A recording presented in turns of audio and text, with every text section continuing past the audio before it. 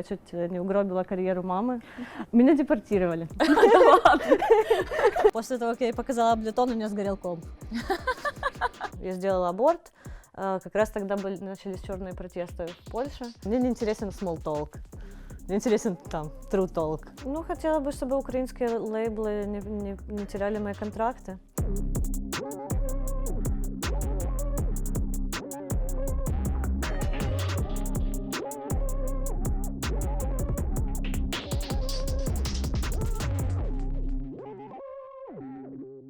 Всем привет! Ну что ж, это 4-й выпуск True Talk 2-го сезона. С вами Настя и наш спонсор Ballantine's. Спасибо им за партнерство. Не забывайте, что мы разыгрываем классные пластинки из моей личной коллекции. Следите за подсказками, и мы выберем рандомно одного из тех, кто угадает. Вот. Мы находимся в известном дворе киевском. Не буду называть имена, но здесь очень много всего происходило и происходит. Сегодняшняя моя гостья очень интересная барышня. Это Саша Закревская, известная как Поли Чейн.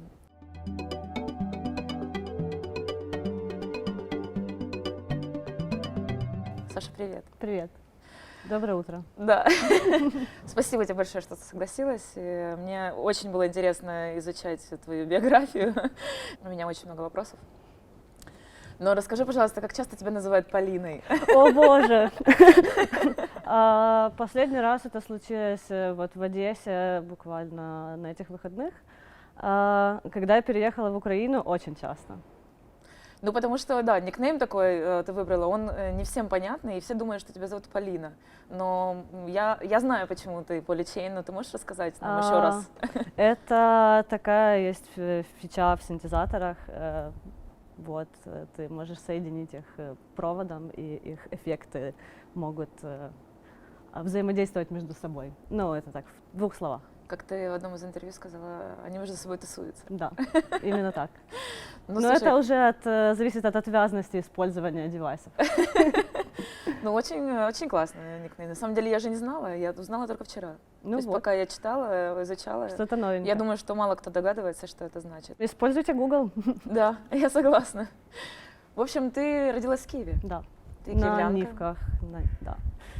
У тебя есть направо. родная сестра. Одна, и вообще у меня очень большая семья. Есть еще двоюродная сестра, с которой мы провели почти все детство вместе. Вот, до моего отъезда. Это который был в 2012 году. Да. Но мы вернемся к этому. А мама у тебя психотерапевт, психоаналитик. Да. И она, ну, то есть, когда ты родилась, она уже была? Она училась, когда я родилась, и у нас даже был такой конфуз, что я чуть не угробила карьеру мамы, потому что я удалила ее дипломную работу случайно. Да ладно, на компьютере? Да, я что-то наклацала и случайно удалила ее дипломную работу. Боже, это я бы не пережила этого, я не знаю, для меня. Я недавно сделала заметки для интервью с Настей Муравьевой и случайно их удалила, и потом, короче, запарилась и не смогла остановить. Я рыдала 2 часа. Я не представляю, что переживала моя мама. Это было как-то вот перед сдачей, оставалось очень мало времени, но мобилизировалась и получила красный диплом. Круто, поздравляю твою маму, и то, что ты именно, у тебя тоже получилось не слишком трагично это сделать. Скажи, пожалуйста, а почему ничего нет о твоем папе информации? Мы не общаемся. Вот. Они разошлись с мамой. Когда тебе было? Мне было 16 лет, папа не очень хотел, чтобы я уезжала в Польшу. Он, правда, предложил мне, чтобы я здесь поступила на звукорежиссуру уже сразу на 2-й курс. Я училась до этого в академии, в Академии искусств, на искусствоведа. Вот. И я сказала: да, папа, давай, слушай, мне нравится твоя инициатива, давай я приду, посмотрю, у них этот день открытых дверей, посмотрю их студию.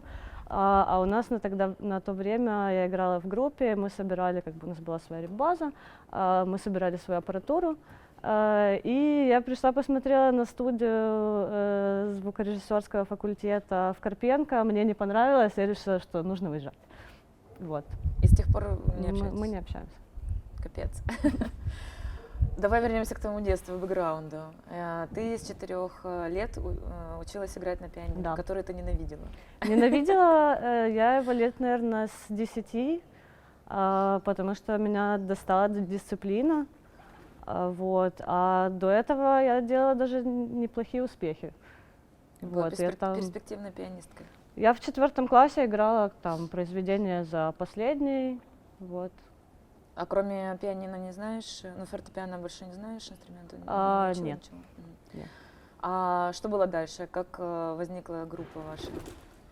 Ну А, вообще, как это произошло все? Просто интересно разобраться. Контакты. Мою сестру позвали погулять ее друзья, она взяла меня с собой, и мы сидели в пиццерии там с какими-то новыми ребятами и начали играть на ложках. И наш басист, ну, точнее, уже тогда он был басистом в этой группе, такой: «Вау, ты классно держишь ритм, не хочешь прийти с нами порепетировать?» Ты пошла репетировать, тебя Да. записали. Да, и меня Вписали. так все и осталось. Вписка. Ну и сколько ты, вот получается, не с 15 лет, а со скольки это? Да, было? получается, С в 15 лет я начала с ними играть, и до самого отъезда. Это был момент, когда ты заинтересовалась синтезаторами. Синтезаторы мне, собственно, показал аналоговую вообще аппаратуру. Меня посвятил, собственно, наш басист. Если кто знает, есть такая фирма Zenteka, Да. и это его папа. Вот. И все ребята были там постарше меня, которые в группе со мной играли, и они уже там собирали аппаратуру, у них уже была работа, там кто-то университет заканчивал. Вот. И они мне показывали море девайсов. Ну а какую музыку ты в это время слушала? Ой, очень разные. Я тогда начинала слушать электронную музыку, открыла для себя Vanation Snares, который впоследствии приезжал к нам на Google Fest. Я помню, что на его выступлении было где-то около 90 человек. И я подошла, его поблагодарила за выступление, и он сказал, он пил пивко просто на баре, и он сказал, что я больше в эту дыру не приеду. Класс. Нормальный экспириенс. Интересный факт из твоей биографии. Я узнала о том, что пока ты, ну, с ребятами вы там играли в группе, ты освоила знания, как работать синтезаторы настолько, что вас пригласили в Red Bull Music Academy.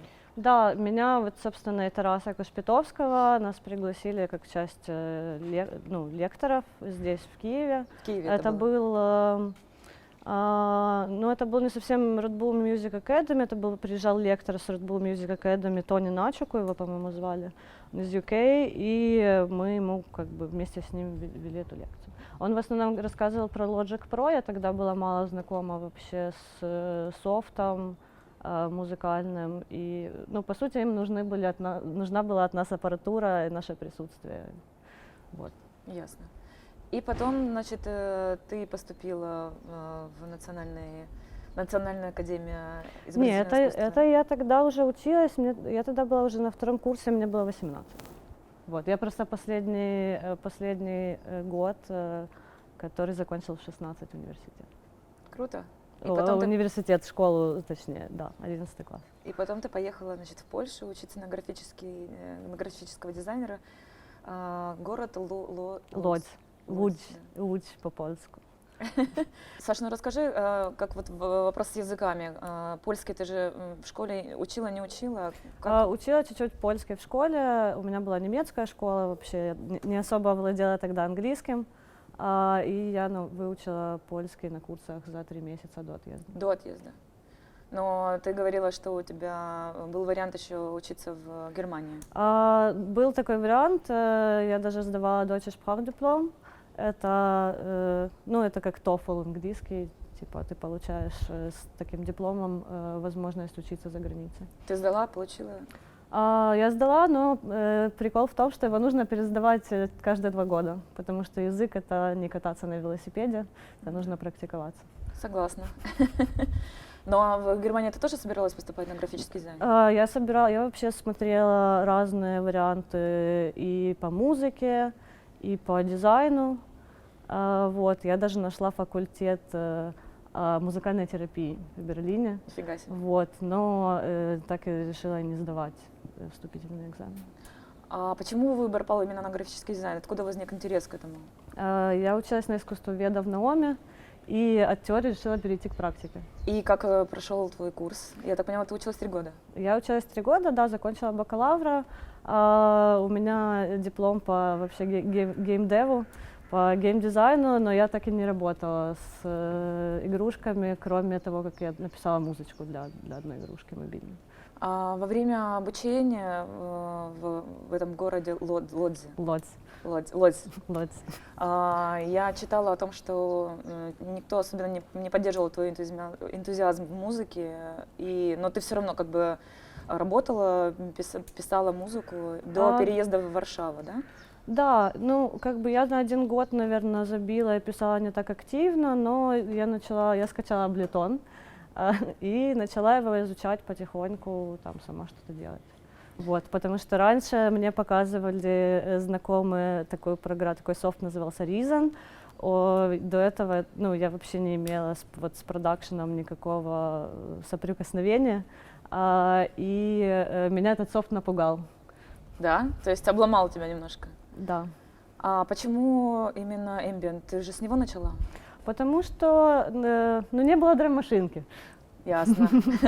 Ну а влияние на вот Ambient, вот что тебя вдохновляло? Импровизация, возможность потока звука бесконечного. То есть не было такого, что ты там что-то услышала из Ambient и сказала, блин, я тоже хочу так делать? Нет, скорее нет. Ну а какой-то Ambient слушала, если не свой? Что меня вдохновляло больше? Много инструменталистов. Я помню, что мне очень нравился Хаушка, но он играл на препарированном пианино. Вот, то есть он брал фортепиано, засовывал туда какие-то кусочки бумажек, железок. Вот, был такой интересный композитор, который на меня повлиял. После окончания школы ты переехала в Варшаву. Да, переехала в Варшаву, там нашла работу быстро, жилье не так быстро, правда. Вот. Но почему Варшава? Потому что на тот момент я уже познакомилась с какой-то сценой их локальной, и меня выпустили на кассете, на сборнике. Я помню эту историю, я ее читала. Ты пришла в какой-то клуб, которого уже не существует, и там было как раз 3 человека, у которых у всех были лейблы. Ты с ними со всеми познакомилась, и я так поняла, что всем показала свою музыку, и кто-то тебя подписал. Да, я просто увидела куча железа, куча машинок, и так, у кого это, что это, и начала сразу общаться с этими ребятами. Вот, мы до сих пор в контакте, один из них это Pointless Geometry, Дарек Петрашевский. Я играла у них на шоу-кейсах, я с ним дружу, с его партнером Юстиной Банашчик. Вот, они потом были моими соседями, я следила за их собакой, когда они уезжали в трассу. Ну и ты начала выступать, в принципе. Да. И вот расскажи вот этот период именно в Польше. Ты же выступала не только в клубах, там, на каких-то электронных там, фестивалях и вечеринках. Ты уже начала экспериментировать с какими-то перформансами. Но это было уже чуть попозже, перед отъездом. Меня пригласили по совету Любомира Луталента, я так поняла, девушки, которые танцоры, перформеры.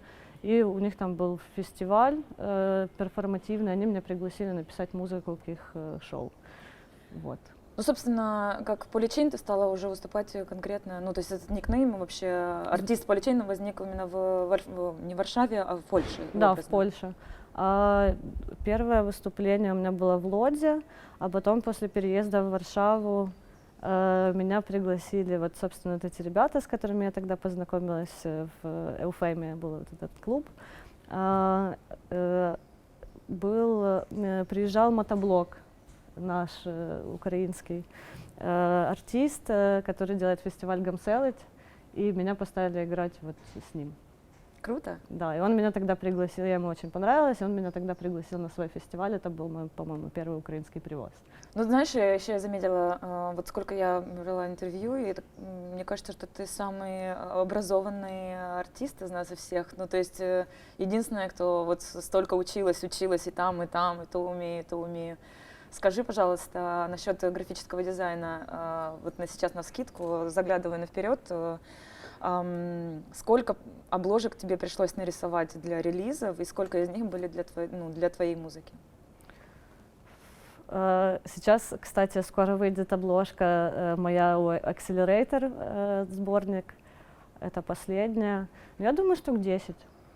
Можно просто зайти на Discogs, и там, кроме того, что есть там и релизы Polychain, там есть еще графа appearance, то есть где твое имя появлялось, и у меня там есть как график-дизайнер, несколько релизов. И обложку для своего первого альбома ты тоже сама нарисовала. Да. Это Candy. Music for Candy Shops. Да. Где названия треков все связаны со сладостями. Хотя ты говорила, что ты совсем не сладкая. Скорее психоделичная. Психоделичная, хорошо. Вот. Я обожаю сладкое, не могу без этого жить, и нужно как-то, наверное, с этим бороться. Мой стоматолог не особо в восторге от твоих пристрастий. А потом ты, в общем-то, решила переехать обратно в Киев. Почему? Меня депортировали. Этого я еще вот что-то новенькое для меня. Ну, то есть, по сути, факта депортации не было, но у меня заканчивались документы, меня уволили с работы, мы закрыли галерею, я поняла, что я уже поиграла там во всех клубах, на всех фестивалях, которые были мне интересны на тот момент. И ну, мне не хотелось опускаться до какой-то более низкооплачиваемой работы, например, или типа нелегальной? Нет, скорее просто у меня была хорошая ставка в последней моей фирме, и я снимала сама квартиру, и я понимала, что если я там соглашусь на ставку ниже, то мне придется еще там переезжать там в другую квартиру, в общем, какой-то лишний хобот, который отвлекал бы от музыки и от занятий. Ну и при этом в Киеве уже неслось. Да. Да, так что все, карты сложились. Пора было ехать домой. Да.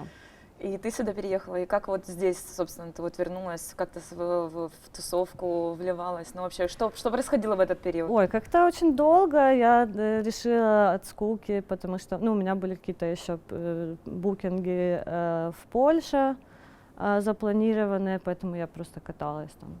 Еще у меня была резиденция с Германией и Украиной запланированная. Вот, и как-то особо локальные ребята меня не воспринимали, поэтому первый год было тяжело, а потом меня Твиман пригласил на веселку, и еще я успела поиграть тогда на Кирилловской, еще на старой локации. Это был уже 19-й год? Да, это был уже 19-й год. Да, год. Что ты в 18-м вернулась, год вот этот вот выпал, и потом ты выступила на веселке, потом Кирилловская, но еще был Boiler Room. Да, Boiler Room.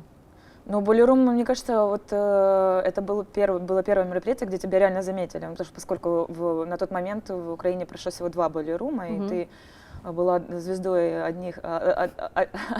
одного из них, да, и тогда тебя прям заметили и стали воспринимать уже как украинского артиста. Да, да. Ну, до этого меня привозили несколько раз. Я играла в мезонине, я играла в клоузере на Next Sound фестивале. То есть, ну, я думала, что я приеду, и так как бы кто-то обо мне вспомнит. А было очень довольно тяжело. Ну, и еще при этом ты же лайв-артист. Ну, в основном, да. Отношения с диджеингом? Ну, я начала диджеить еще в Польше. Меня заставил Яцек Плевицкий. Есть такие вечеринки «Бруташ» в Варшаве. Вот.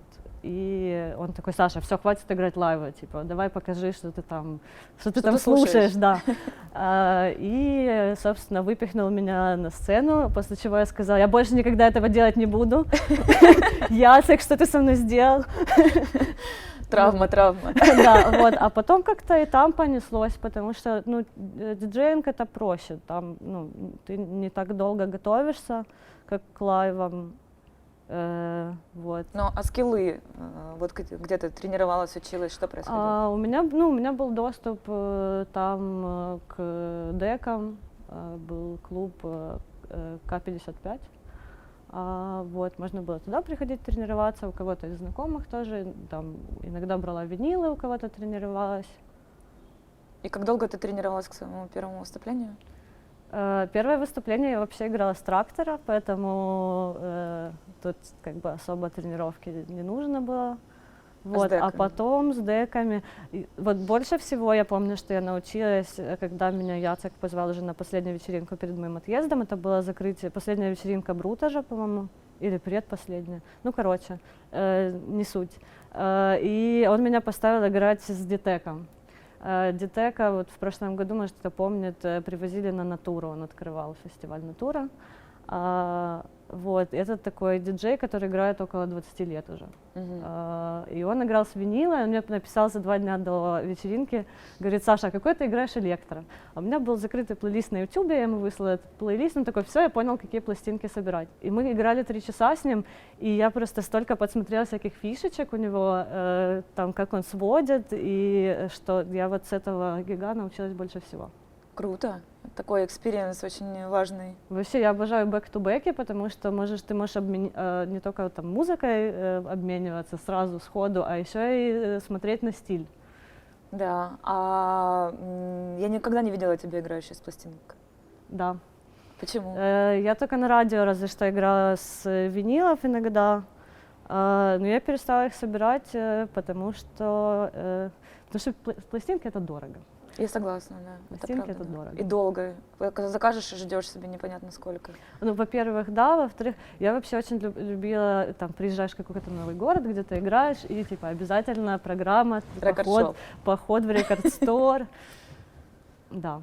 Я видела, ты являешься графическим дизайнером на лейбле Дом Тройга. Да. Расскажи нам о нем, что это? Есть такой товарищ Элтрон. Раньше он выступал как Элтон Джон, вот, но он сократился до Элтрона. Это такой взрослый польский уважаемый диджей и продюсер. В основном диджей. Он играл на Сонаре, он резидент Ансаунда, резидент нескольких клубов в Польше.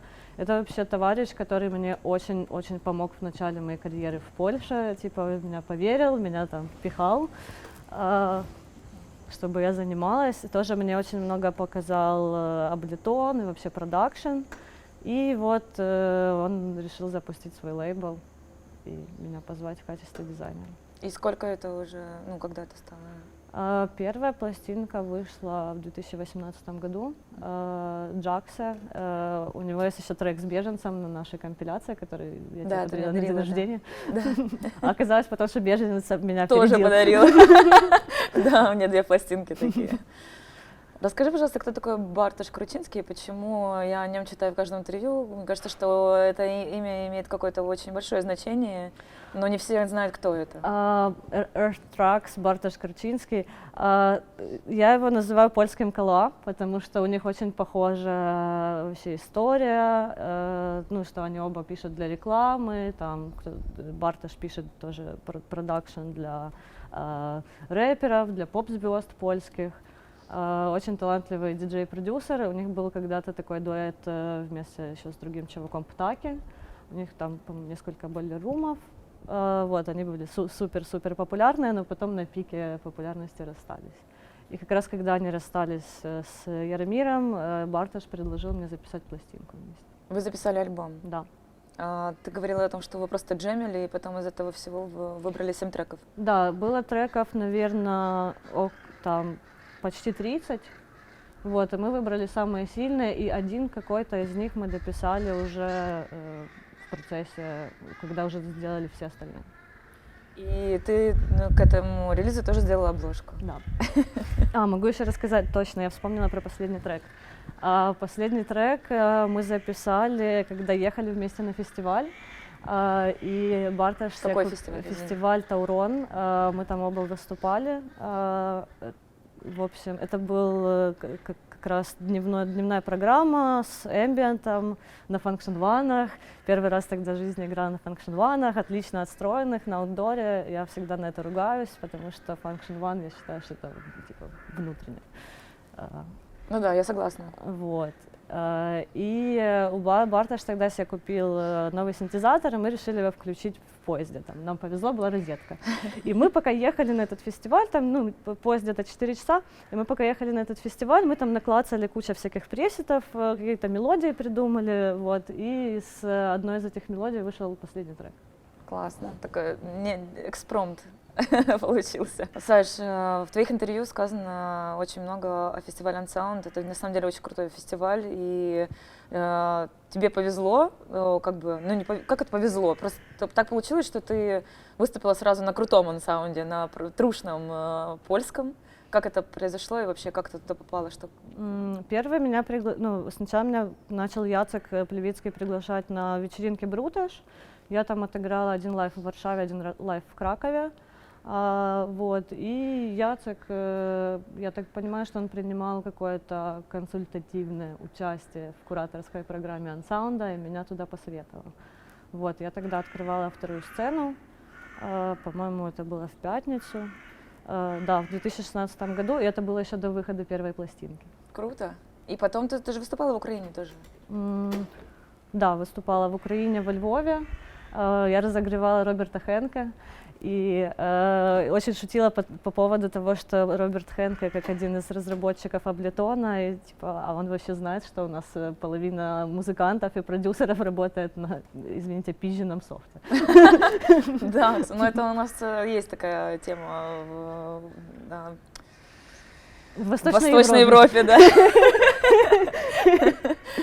Вот, и я еще очень как-то тупо пошутила, ему понравилось мое выступление, он мне сделал комплимент по этому поводу. Я так, ха-ха, надеюсь, твое тоже будет ничего. Ну что ж, я думаю, что мы, в принципе, все обговорили в первом периоде, важном таком, который сделал тебя тем, кем ты вот сейчас есть, это база основная. Мы переезжаем на вторую локацию. Я надеюсь, что вы внимательно следите за подсказками во время интервью и обязательно узнаете пластинку, которую я разыгрываю. Вот. Пишите в комментариях обязательно. Лайки, дизлайки, хейт, лав и так далее и тому подобное. Вот. Ну а мы вместе с Valentine's и True Talk переезжаем, не скажу куда.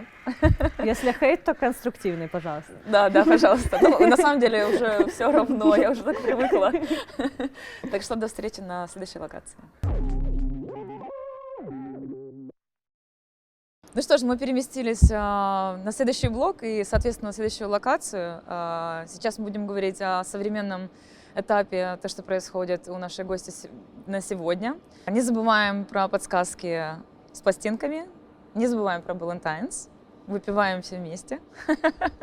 Cheers. И это, да, True Talk, 4-й эпизод 2-го сезона. И у меня в гостях Александра Закревская, она же Поли Чейн.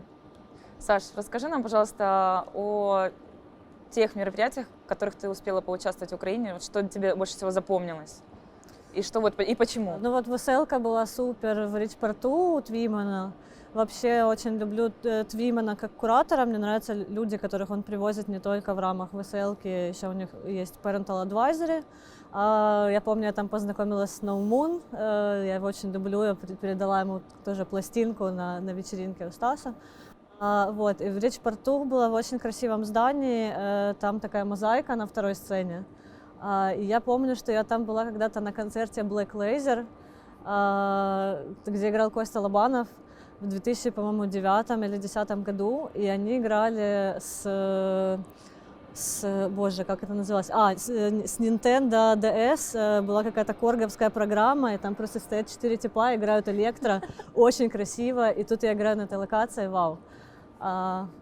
Вот, что еще? Ну, схема в Тетрапаке была супер, правда, я открывала, и тогда у них был проблема с запуском, но был супер лайнап, все супер организовано, типа, куча друзей играет, куча друзей пришли наконец-то меня послушать, приехали даже гости из Польши, и там, из других стран тоже ко мне на вечеринку, было очень, вот это вот приятный момент. Что еще такого прям что супер-супер?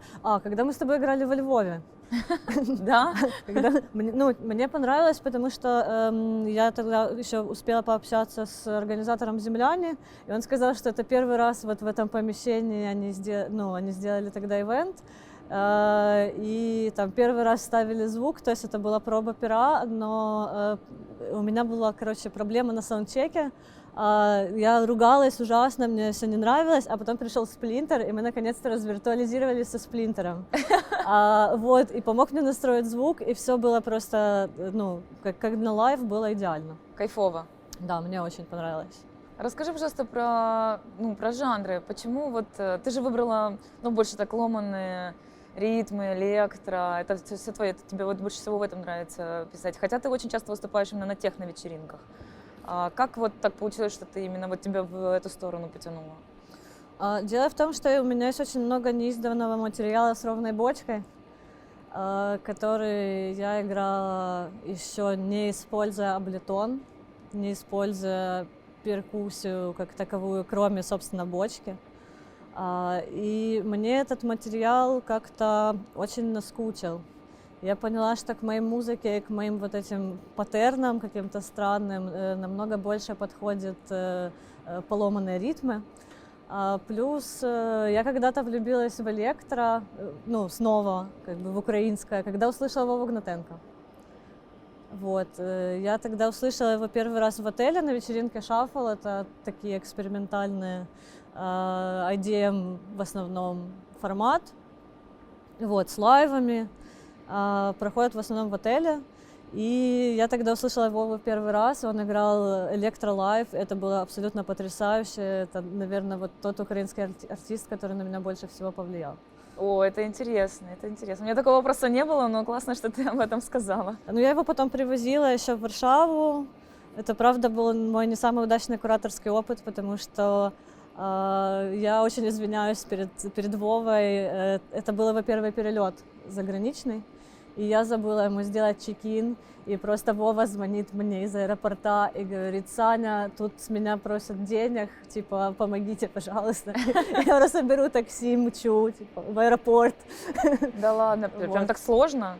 Ну, надо было, ну, типа, нельзя было им перевести на карточку, типа, никак, надо было только ехать на такси в аэропорт. Слава богу, там аэропорт Шопена недалеко от города, поэтому, как бы, мы справились, но это было просто в последний момент. Ты прикладываешь карточку, и Вова бежит на Офигеть. чекин.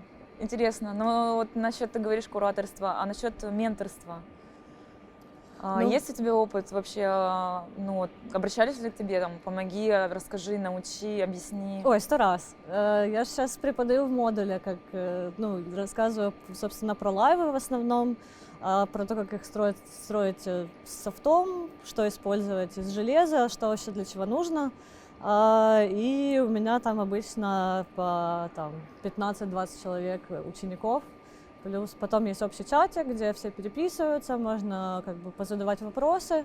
Ну и отдельно обращаются ко мне какие-то молодые или старые друзья, которые просто сталкиваются с какой-нибудь проблемой, и вот вдруг я знаю ее решение. А как давно ты там работаешь в модуле? В октябре, по-моему, прошлого года. И у меня было, по-моему, уже 3 или 4 лекции. Вот. Очень вообще сложная работа в плане... У тебя может появиться какой-то комплекс самозванца, что «а вдруг ты чего-то не знаешь?», а вдруг кто-то из этих людей задаст тебе просто какой-то вопрос, который тебя обескуражит. Но это самое, наверное, такой продуктивный опыт, потому что ты в процессе, когда ты готовишься, ты структурируешь все свои знания, и ты что-то, ой, я, например, чего-то не знаю, сейчас посмотрю еще там 150 тысяч туториалов по Ableton и что-то вспомню, типа, и как-то это все структурирую. Вот. Здорово. Кстати, Настя Муравьева говорила, что обращалась к тебе по поводу Ableton, что ты подсказывала ей. Да, это было очень, на самом деле это было немного жестко, потому что после того, как я ей показала Ableton, у нее сгорел комп. Блин, ну да, Ну, bad мне luck, очень bad жаль, luck. мне очень жаль, но я надеюсь, что все нормально. Это Настю как бы не остановило ее желание писать и что-то делать самой. Но помимо вот всего, что ты сейчас делаешь, занимаешься, кому помогаешь, сама развиваешься, я знаю, что ты, ну, везде все, что ты делаешь, пересекается с искусством. Ты сейчас делаешь какие-то работы для театров, какие-то заказные работы или вообще вот что-нибудь не для себя, а именно вот на заказ? Сейчас вообще в Украине намного меньше вот этих перформативных практик, с которыми я работала в Польше. И мне этого очень не хватает, правда? Плюс из-за того, что ковид, как бы выступать с театром тяжелее. Потому что у меня это было с несколькими, вот с польскими, тоже в формате трассы, что у вас, например, вы планируете несколько выступлений в разных театрах, в разных точках. Ну, потому что иначе это не особо имеет какой-то смысл. Плюс у нас вообще школа перформанса не настолько развита, как в Европе. Если в Европе это нормально, например, на Новый год, я помню, на Кирилловской они привозили Бернардино Феминелли, который в середине техно-вечеринки как бы зашел со своим перформансом. У нас это вообще не все поняли, но я помню, что я уже с ним знакома, как бы мы виделись на Брут уже, по-моему, в 2016 году, и это было как бы тоже такая программа. Но это разница как бы 4 года, а у нас до сих пор этого не понимают. Ну, наверное, просто, ну, не то, что не понимаю, это просто это неожиданно, кажется неожиданно и непонятно. Ну да, не понимает, наверное, правильное слово. А расскажи, пожалуйста, про резиденцию Remain. Это была резиденция между Томасом Думке и Александрой Халепой из Карбона. Вот, она вышла не очень, как по мне, не очень так, как мне хотелось, потому что у нас были шутки даже про техрайдер. У меня заявлено было сначала одно, и потом, что получилось реализовать, то получилось. Я хотела работать с квадрозвуком. Ну, то есть это когда у тебя типа не стерео, не 2 колонки, а там 4-8. Вот, и вот совершить вот этот визуальный какой-то вместе еще с девочкой такой Анна Монанкина, такая 3D-художница. Вот, она сделала визуальную часть, ну и я, собственно, занималась звуком. И я хотела совершить какой-то такой звуковой танец, в общем, звуковую хореографию создать. Но из-за того, что там, не знаю, неправильно был распланирован бюджет, короче, куча проебов, оно не получилось так, как мне хотелось. Но зато потом эта инсталляция была на конструкции в Днепре. Ты вообще из известных, ну, узнаваемых девушек единственная, которая играет лайв. Я знаю, что у нас есть еще девчонки, которые тоже играют лайвы, но это настолько, ну, допустим, когда изучала этот вопрос, я видела имена, но я не знаю этих девочек. И как бы если я их не знаю, мне кажется, что очень многие тоже не знают. То есть, наверное, ты вот такая самая, ну, вообще единственная, в принципе, в своей природе. Ну, часто к тебе вот да. подходят и, ну вот, не веря, там, смотрят, что ты там делаешь, как это, были какие-то странные ситуации? Странные ситуации.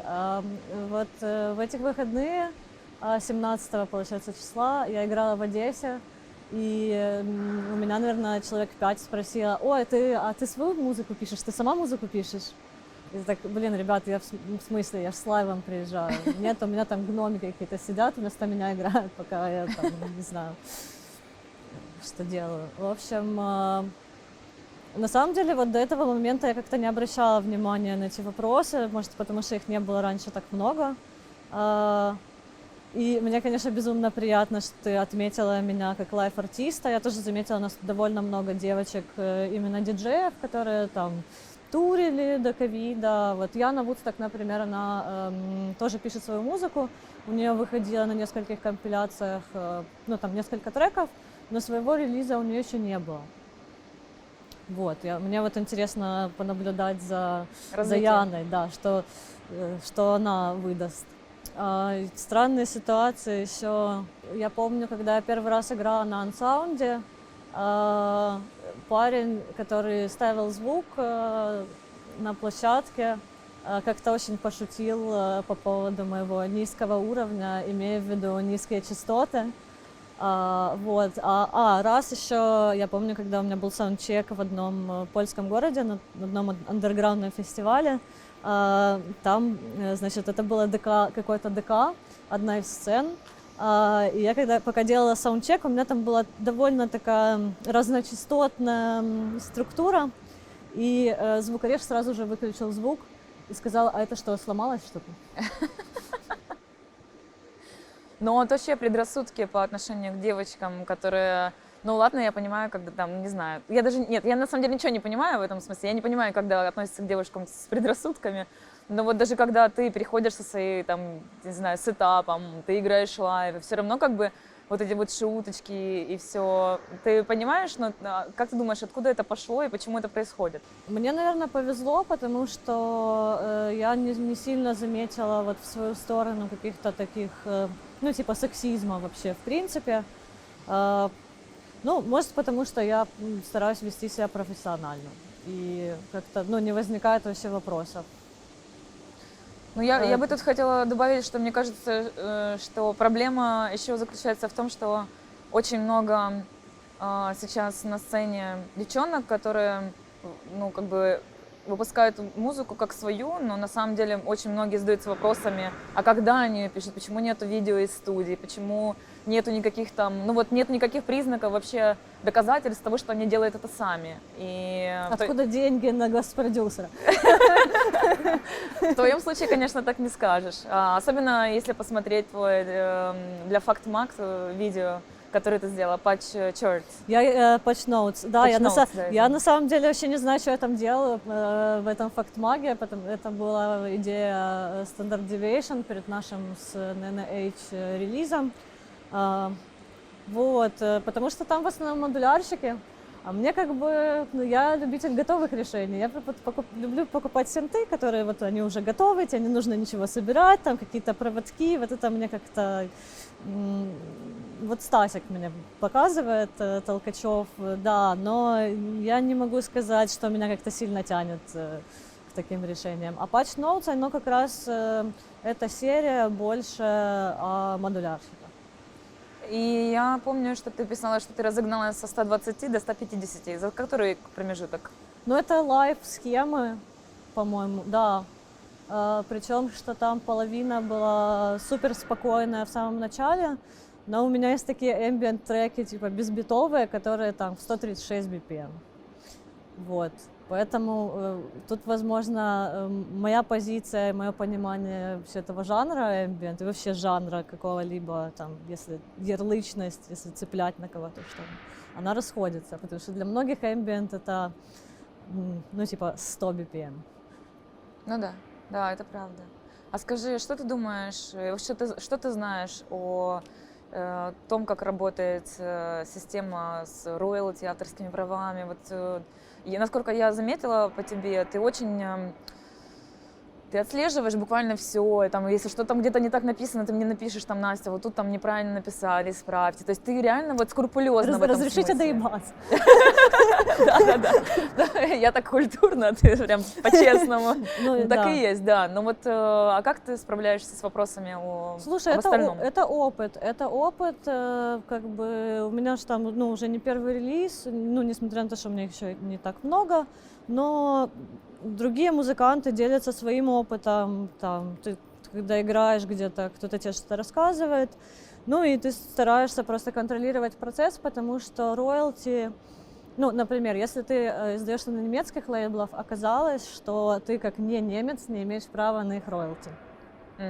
Вот. В Украине с этим чуть-чуть проще, но в Украине этим процессом, ну, я лично не занимаюсь.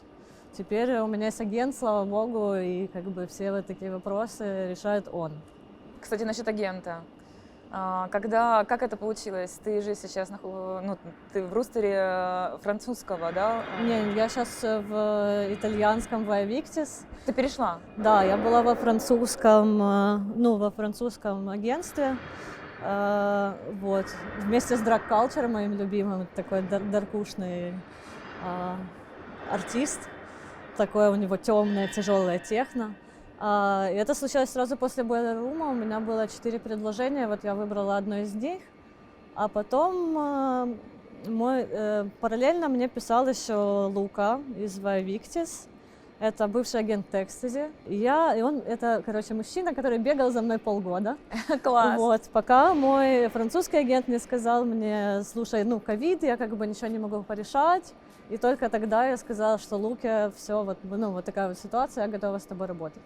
То есть тебя перехватили, считай. Да. Он долго ждал и долго подходил ко мне с предложениями. И я помню, что когда он мне написал, он предложил вот именно агентство и менеджмент. Ну, а у меня тогда уже там был какой-то запланированный тур, я вообще иногда люблю повыпендриваться, я говорю, да, like, You think you can manage Sagittarius? И как он тебя, ну, как вообще твой опыт с иностранными агентствами, вот преимущества и недостатки? Слушай, ну недостаток то, что есть ковид, и как бы особо никуда не поездишь. Нет, именно в работе, конкретно с агентствами, с агентами. Вот. А с Лукой вообще все идеально. Он мне помогает с миксами, он мне помогает с описанием. Если нужно проконтролировать какой-то процесс контрактов, вот, то я к нему обращаюсь. Ну, в вопросах с лейблами, с роялти тоже. Разгрузил тебя. Кстати, про вопросы с миксами. Я пока листала твою страничку на Фейсбуке, мне показалось, что ты легко можешь соревноваться с нашей Колосовой, которая просто нафигачила столько подкастов за этот последний год. Ну вот просто я понимаю, зачем это происходит и почему. Когда есть время и нет выступлений, нужно оставаться в инфополе, и, в принципе, любая возможность, это тоже как бы классно. Но ты записала тоже очень много подкастов, на самом деле. Да, это правда. Сейчас я вот всем отказываю практически, потому что это очень тяжело. В прошлом году я была настолько загружена, что, ну, иногда там я сама провтыкивала даты, Лука мне что-то напоминал, но иногда было так, что вот мне сегодня нужно записать, и через 2 дня еще один. Ну и мы так менеджили все, что были разные даты, чтобы оно вышло, но примерно каждый месяц у меня выходили подкасты, плюс у меня было еще шоу на радио, и ну, как бы из-за ковида, из-за того, что очень много разных предложений, я перестала вести шоу, потому что я хотела приглашать гостей. Вот. Какое шоу? Ну, на радио. У тебя было шоу на радио? Да. На 20 Feet? Да, Spaceship Tunes. А я не знала. Да, расскажи. Там у меня такая более спокойная программа. Вот.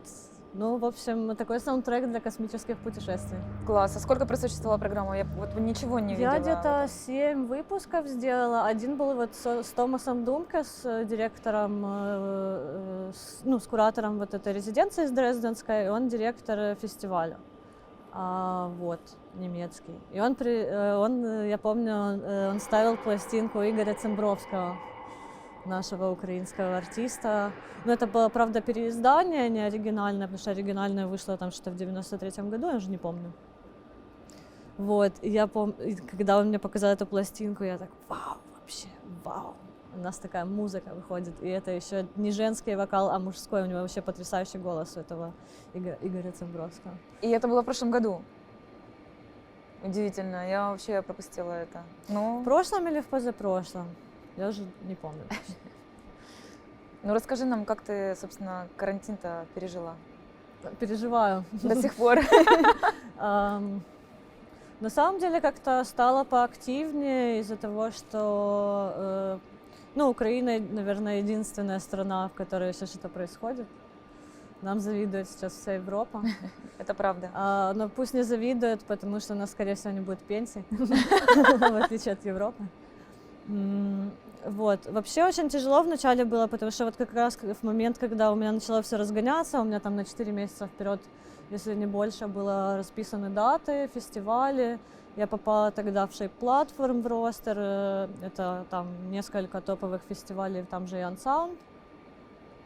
Вот, Terraform, короче, очень много всяких разных проектов. Я должна была ехать тогда на 2 фестиваля во Францию и на Урвакан, вот, в Армению. И вот все наломалось. У меня еще должен был быть тур по Скандинавии маленький, там что-то 3-4 города. Я никогда в жизни не была в Скандинавии, это была моя мечта. И тут просто ковид, все обламывается, меня выгоняют параллельно из квартиры, то есть просто... Ну, еще мне перенесли тогда релиз, который выйдет, вот, скорее всего, в этом году. И у меня просто все опять обрушилось, типа я так долго к этому шла. Ну, потом как-то так, ну и ладно. А что тебя успокаивало? Как ты себя заняла в этот период? Чем? Потом Standard Deviation написал. Вот, и ты написала. При всем при этом, при такой активности своей и вообще работа с лайвами, со своими, это же бесконечный процесс на самом деле. Ты сколько времени вообще проводишь в студии, вот именно чтобы посидеть, поработать? Ну, я стараюсь играть каждый день, но когда это подготовка к лайвам, это может просто, ну, не трогайте меня. Ну, типа, вот там 3-2 недели, это еще дописывание какого-то нового материала, ну, или разбор старого, потому что, ну, типа, разный контекст, тебя ставят на разное время, на разные, ну, типа, с разными артистами, ты как-то по-разному должен к этому подойти, должна к этому подойти, по-разному подготовиться. Например, где-то можно начать с более спокойного материала, где-то там, если ты играешь в 3 часа, нужно начать сразу там с бита, с ноги. Вот. Вот последний лайв в Одессе, я к нему готовилась 3 недели, ну, практически безвылазно, из дому каждый день по 8 часов, по 6.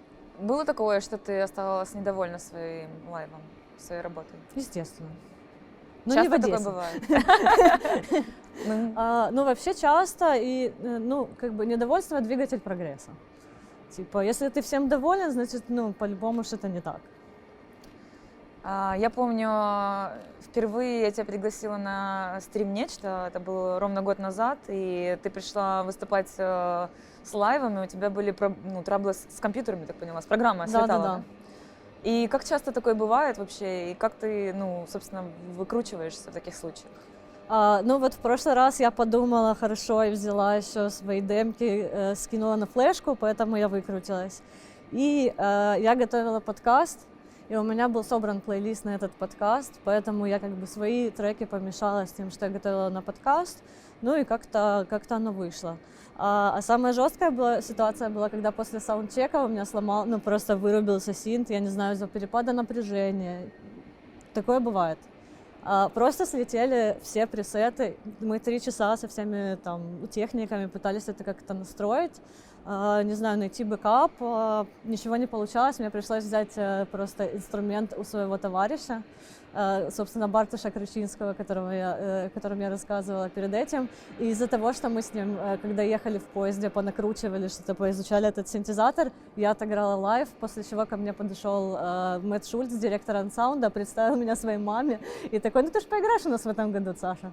Так что, типа, ну да, ну бывает. Ну, это супер стресс, конечно, наверное. Я бы с ума сошла. Ты думаешь, я с ума не сошла? Остался след, да? Ну, во-первых, типа, делать бэкапы, во-вторых, носить флешку на всякий случай. То есть даже если ты заявлена в лайнапе как лайв, то в таких случаях единственный вариант — это сыграть диджей-сет. Ну, если у тебя все ломается, или если, например, организаторы завтыкали прислать твой техрайдер, не дай бог. Поэтому я все контролирую. Саш, ну последний вопрос. Как ты готовишься и вообще как ты чувствуешь, когда ты знаешь, что ты будешь выступать вот на таких масштабных площадках? Как это для тебя вообще? Ну, из-за того, что ковид, типа, и вообще, в принципе, выступлений меньше, чем раньше, то это праздник. И хочется сделать праздник себе и другим, поэтому подготовиться, типа, максимально так, чтобы быть уверенным в своем материале. Вот, готовлюсь долго. Но... и к каждому, наверное, лайву я придумываю какие-то по ходу новые треки. Наверное, вот живые выступления — это основной такой катализатор прогресса и нового материала, потому что мне просто скучно играть одно и то же. Ну, это правильно, нам всем скучно, я думаю. Но только самые странные люди играют одно и то же. Не, на самом деле много таких больших имен и даже там средне-больших. Если ты туринг-диджей, если ты просто живешь в самолете, я замечала такое не раз, что ездят, катают с тем же. Ну да, это отдельный вид артистов. Скажи, ну а что ты чувствуешь, когда ты вот выступаешь перед тобой там 3-4 тысячи человек, вот такой огромный ангар? Ты же супер сфокусирована на том, что ты делаешь. Ты вообще реагируешь, но ты понимаешь вообще, что там происходит? Вот когда диджей-сет, это взаимодействие с публикой, это вот total interaction. А когда это лайв, то не думаю, что меня как-то вообще волнует, что они чувствуют. То есть ты полностью вот там? Да, я полностью вот там, и я при этом полностью вот там 3 недели до этого, как минимум, и я не смотрю на людей. Ну, а Не потом то, чтобы, что? не то чтобы, ну ладно, не то чтобы мне совсем все равно, но как бы я же ничего не поменяю по ходу. Я ничего не могу особо изменить. Типа, не могу сделать жестче. А потом, после этого меня лучше не трогать минут 5, дать мне подышать, покурить сигарету, и я вернусь счастливая или чуть менее счастливая. Ну, это какая-то самореализация каждый раз получается. Круто. Это катарсис. Это катарсис. Ну, я бы хотела когда-нибудь это испытать. Не факт, что это случится, но я тебе завидую. Ну что ж, мы, в принципе, закончили, и мы переезжаем к Саше в гости. Вот. Интересное место. Но все остальное вы знаете, что нужно делать. Лайк за Valentine's, за то, что они помогают нам реализовать такой проект, поскольку мне очень-очень интересно рассказывать об украинских артистах и вообще деятелей культуры, все, что касается электронной музыки и нашей сцены. Вот. Ну, на видео реагируйте, не реагируйте, это уже ваше решение. Я надеюсь, что вы уже догадались, какая пластинка. А если нет, то у нас есть еще 3-й блок. Так что переезжаем. Потому что... А нужно чуть-чуть ладошки вот так вот согнуть. Нет, не так. Вот, смотри, ты знаешь. Их просто нужно сжать. Как знаешь...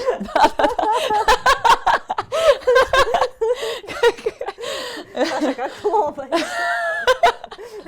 Саш, ты не умеешь хлопать, ты можешь нормально хлопнуть? О, нормально. Но все равно ты очень тонкая. Тонкая женщина, что сказать. Маленькие ручки. Все, пишем, да? В общем, друзья, мы переехали в очень неожиданное место, даже для меня. Мы находимся сейчас в квартире, где проживает Саша вместе со своим партнером Станиславом Толкачевым, который не захотел сидеть вон в студии там. Вот. Но он скоро вернется. Тем не менее, пока что мы продолжим общаться с Сашей о ее успехах и достижениях в музыке, ну и, собственно, в жизни в целом. Я тебя хотела спросить о музыке, о том, как сейчас, вот когда ты так занята и вообще всего столько происходит, как ты отслеживаешь музыкальные новости, новые релизы, новые артисты и так далее? Хватает ли тебе времени, вот, чтобы за этим еще следить? Потому что мне не хватает. Ну, никогда не хватит времени, чтобы прослушать вообще весь материал, который тебе нравится, интересен. Все время, ну, всегда есть, короче, что-то, что ты забываешь. Ну, у меня есть пару каналов любимых, на которые я подписана. Вот один из них — это Bad Waves, у меня есть для них микс. Это канал моей подруги из России, Эльвиры Шарковой. Вот, и, ну, непосредственно мы практически каждый день переписываемся с Эльвирой, она мне тоже скидывает миллион новых вещей.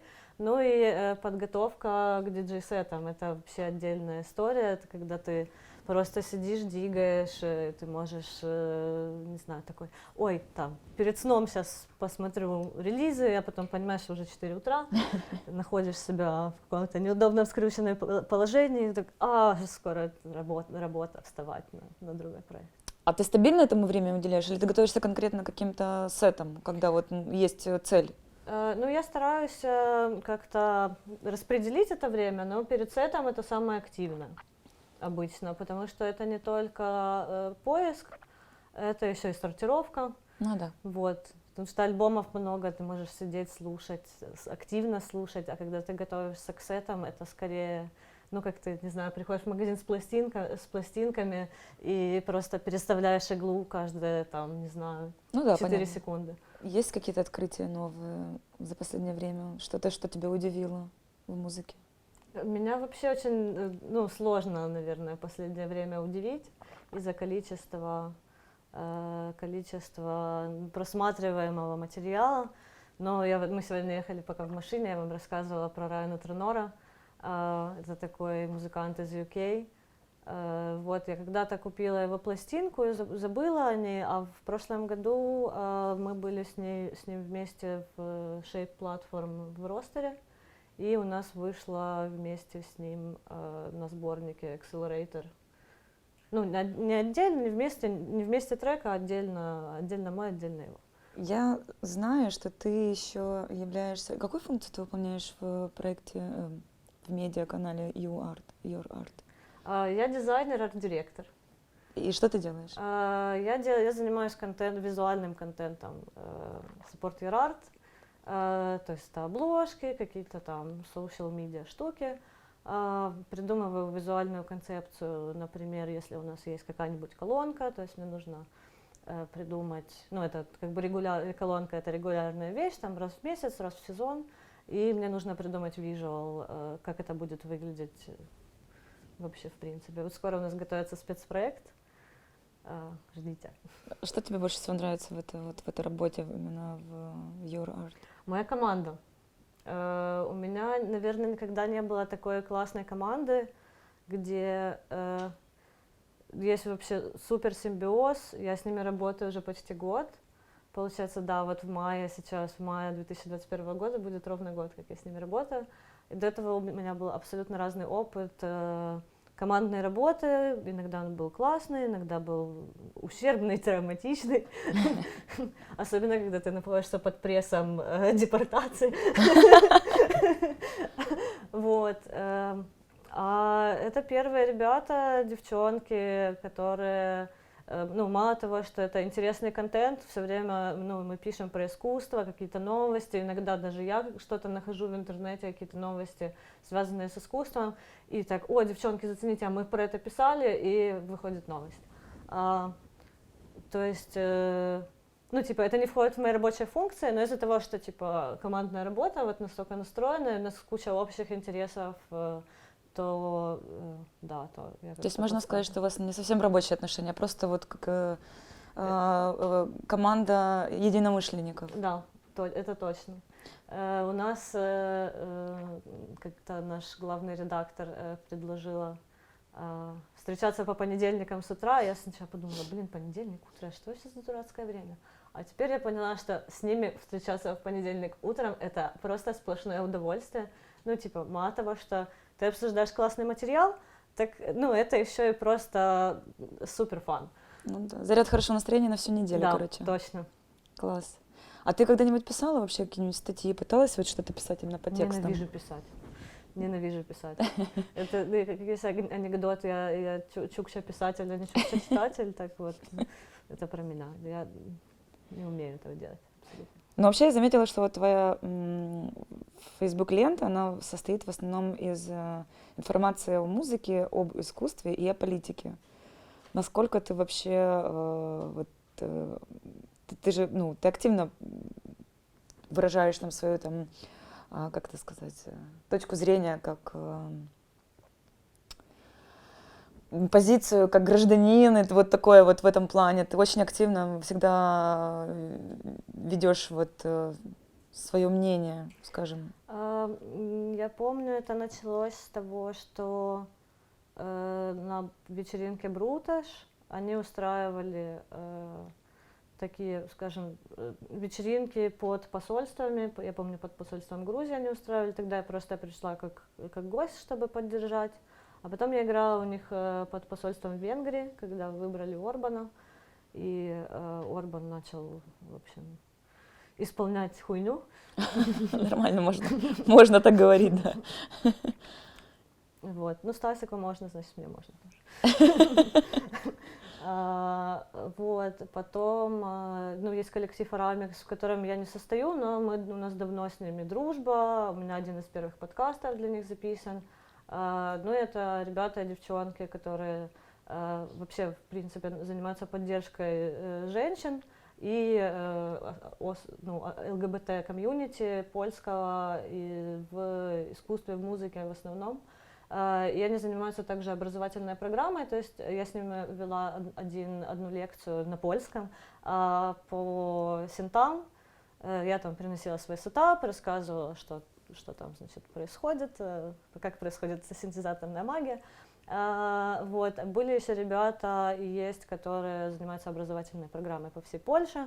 Сейчас коллективы находятся не только в Польше, еще во Франции и в Голландии.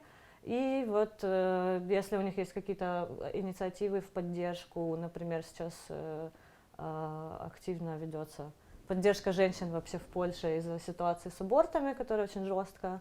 ну, это, ну, типа, нарушение прав человека, как я считаю, не позволять женщинам как бы распоряжаться своим телом так, как им нужно. Вот, и тут я тоже участвовала недавно в сборе средств для, короче, есть такие 3 организации за границей, в Германии, в Австрии и в Чехии, которые помогают польским женщинам ну, выехать и сделать аборт за границей. Офигеть. На самом деле у меня был вопрос к тебе на эту тему. Меня очень поразил и тронул твой пост о том, что ты написала, что в 2016 году ты сама себе сделала аборт. И Ну, как бы не сама себе. Ну, типа ты сделала аборт и не жалеешь о том, что у тебя нет детей, но куча работы на дискоксе. Да, мне действительно там, позиции на дискоксе дороже, чем ребенок, которого нет, и которого я не знаю, который бы не знаю, убил. Которого ты не хотела, наверное. Ну, это был такой случай. Бывает, как бы. И проблема была в том, что как раз когда я сделала аборт, как раз тогда начались черные протесты в Польше. И, ну, получается, я это делала уже нелегальным способом. Офигеть. Упрыгнула в последний вагон, считай. А в рамках Украины что для тебя сейчас больше всего тебя беспокоит? В политическом смысле, контексте? Ну, я бы, наверное, не поиграла бы в Крыму, в оккупированном. Ну, а что бы ты хотела, чтобы изменилось вот в Украине, ну, вот в нашей политике? Чтобы люди, наверное, начали платить налоги и понимали, почему это важно, и в том числе музыкальная индустрия.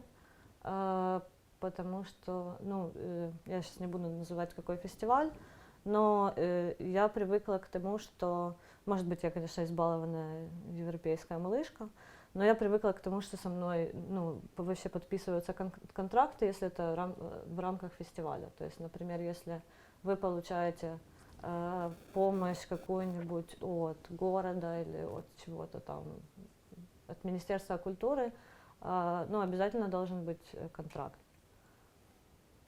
Ну да. Вот, потому что я попала когда-то с одним украинским фестивалем в очень неприятную ситуацию, я им доверилась, спросила, ну, давайте, может, там, подпишем какую-то бумажку. В итоге там был скандал, что мне и другим участникам, в том числе подрядчикам, не платили 6 месяцев. И просто потому что директор непрофессиональный человек. Это проблема, да. Но на самом деле тут историй таких достаточно, но мне кажется, что раньше это было более распространенный кейс, нежели сейчас. Как-то все-таки, мне кажется, в этом смысле у нас качество выросло, чем намного лучше стало, чем раньше.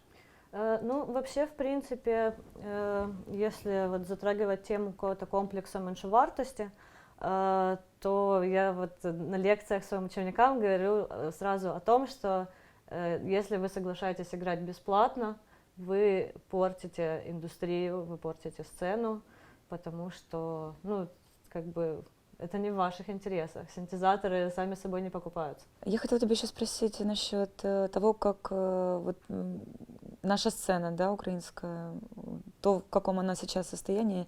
Но даже сказать не прямо сейчас, поскольку пандемия внесла свои коррективы, и сложно объективно что-то оценивать, но, допустим, взять до пандемии, все вроде бы классно, да, успешно, там все развивается. Но есть ли у тебя замечания к тому, чтобы ты хотела бы улучшить или изменить ну, какие-то принципы, вот что-то вот со сцены не так, какие-то нездоровые влияние или поведение вот, с точки зрения организации, промоутеров, комьюнити, вот что-то такое? Ну, хотела бы, чтобы украинские лейблы не теряли мои контракты. Я не буду называть, но все это, наверное, понятно. У меня только один релиз на украинском лейбле. Вот. Ну, не считая нечто, но это один трек, это не то.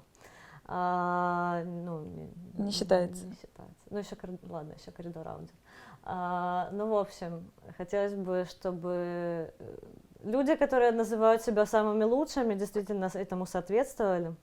Или хотя бы, ну, старались этому соответствовать.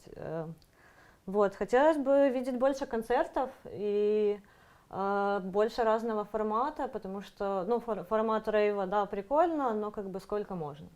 Мне бы хотелось вот больше какой-то не знаю, электронной академической музыки, там, прийти в какую-то странную локацию, послушать там, какой-то хороший EDM-чик.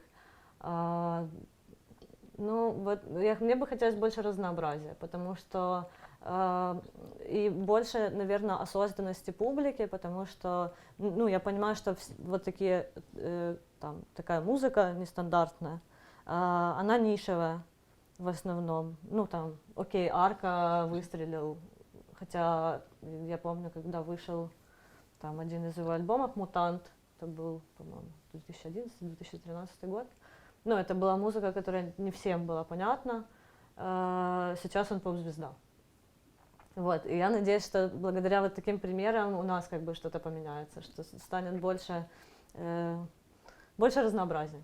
Я с тобой согласна, и мне кажется, что я об этом тоже много говорила, что нам не хватает каких-то концертов с экспериментальной музыкой, вот все. Поэтому идея открывать встречку с каких-то там эмбиентовых и экспериментальных актов была вот в том числе моя. Мне бы хотелось, чтобы вот люди собирались, сначала настраивались, а потом уже врывались всю ночь и заканчивали до вечера следующего дня. Мне кажется, это идеальный формат, Да. но не хватает отдельного места, где бы это все происходило стабильно. Поэтому мне кажется, что в этом смысле Кирилловская очень сильно продвинулась в этом, и у них появилась вот этот вот non-dual серия концертов. К сожалению, не смогли реализовать свою идею полноценно из-за пандемии, из-за карантина. Но я надеюсь, что как только появится возможность, они к этому вернутся, поскольку это действительно очень круто, и это будет развивать и вкус комьюнити, и вообще это дополнительные знания об электронной музыке, не типичные, не засунуты какие-то рамки и стереотипы. Да, в Glass Tower на Новый год тоже было интересно. Я первый раз, когда побывала на стричке, как раз открывал Хайнали с папой, папа чечеточник, вот, и Хайнали с эмбиентовым лайв-актом. Вот, кстати, про фестивали и про разнообразность, что я заметила на брейве и на стричке, я была только на первом брейве и на последней стричке, что, да, окей, много сцен, но везде, почти везде пиздячка. Танцевальная музыка. Но не везде, слушай, хаус играет очень хаус много. с утра обожаю. Не только с утра, но во дворе же играет всю ночь хаус музыка. Ну, вроде почти. Нет, весь формат у нас двора, он весь хаусовый. Ну, в общем, мне вот не хватает фестивальной разнообразности, которую, скажем, к которой я привыкла в Европе, которую я видела там, и на которой я, по сути, вырастила свой музыкальный вкус.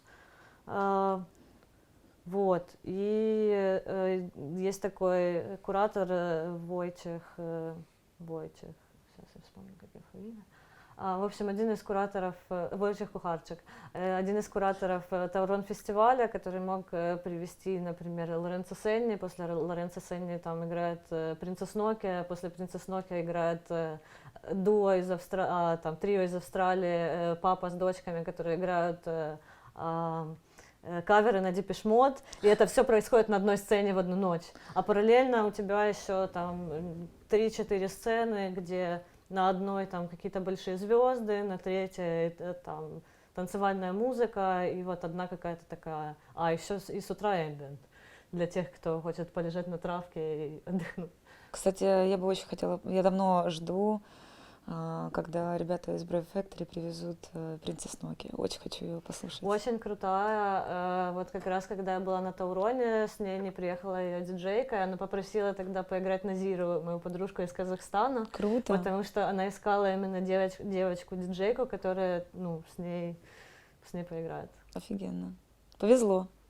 Да, и Назира, получается, поиграла 2 раза за ночь. Сначала с Принцесс Ноки, а потом свой сет еще. Супер. Она супер большая молодец. Кстати, о женщинах.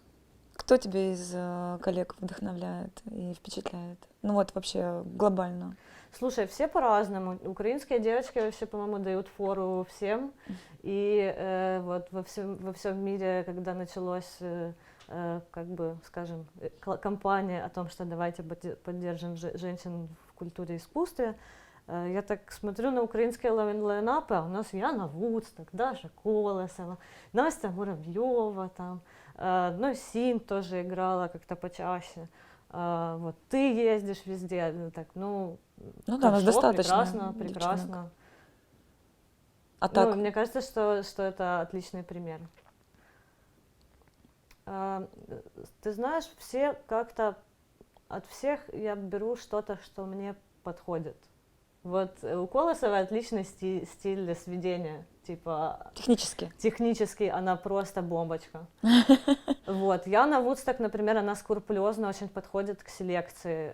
Там, я была на нескольких последних сетах, и раньше, если, ну вот я честно признаюсь, мне не очень заходило что и как она играет.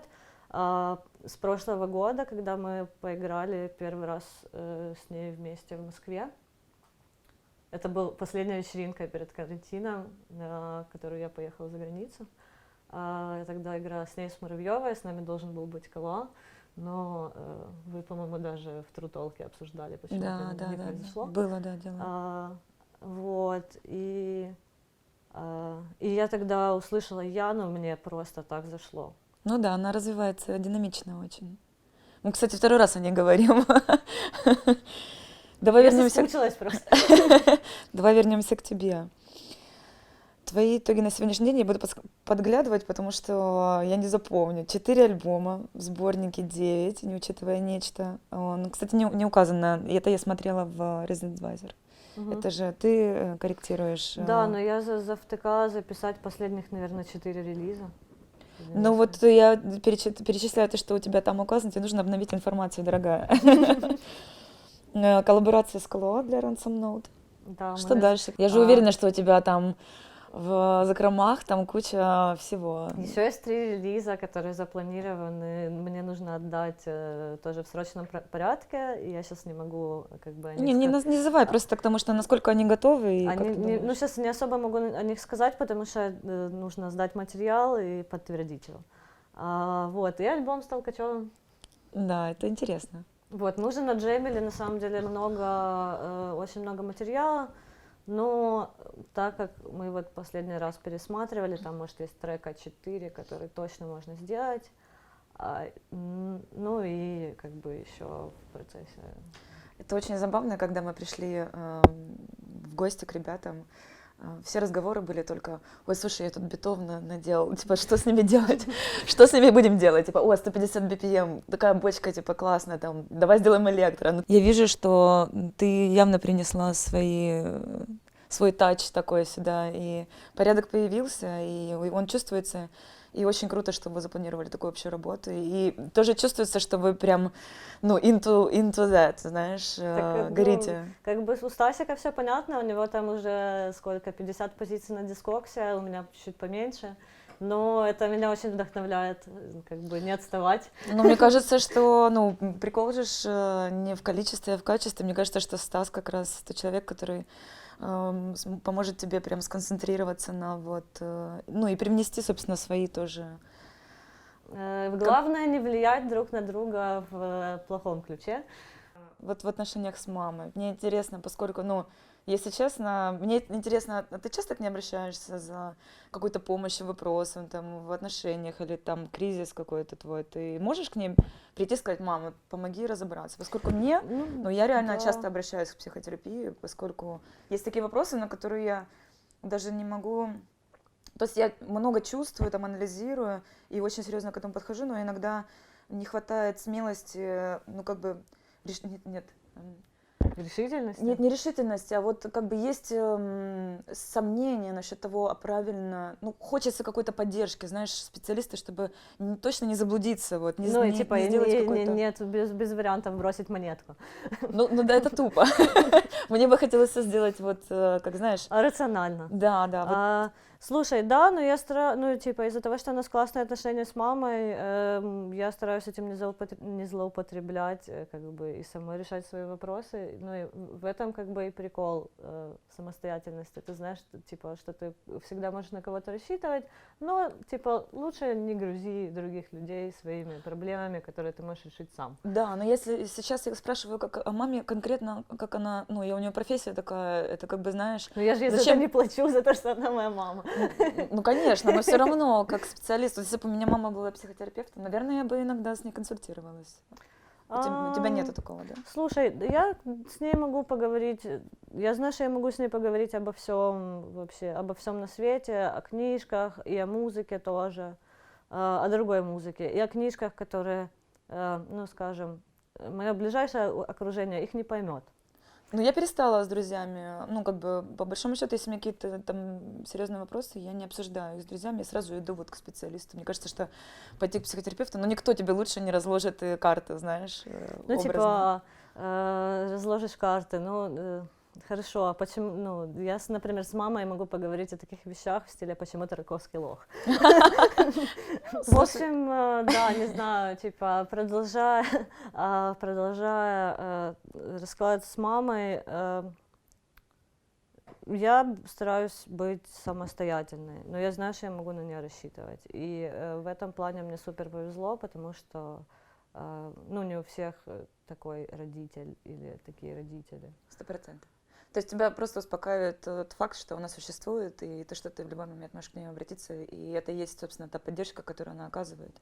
Просто даже думая об этом мысленно. Да, абсолютно верно. Мне бы, конечно, хотелось как-то побольше отдавать обратно, потому что я чувствую, что пока что это неравноценный обмен, но, может быть, все-таки моя карьера пойдет чуть-чуть ввысь в скором времени. Конечно, обязательно. Ну, мы, по крайней мере, в этом не сомневаемся, поэтому, собственно, я с тобой болтаю тут уже целый день. Слушай, у тебя есть любимый вот какой-то... Вот у меня, допустим, есть любимый один микс, и я его слушаю уже лет 10, наверное. Вот когда вот в любой непонятной ситуации я его включаю, и вот он играет, и вот, ну, мне всегда одинаково круто.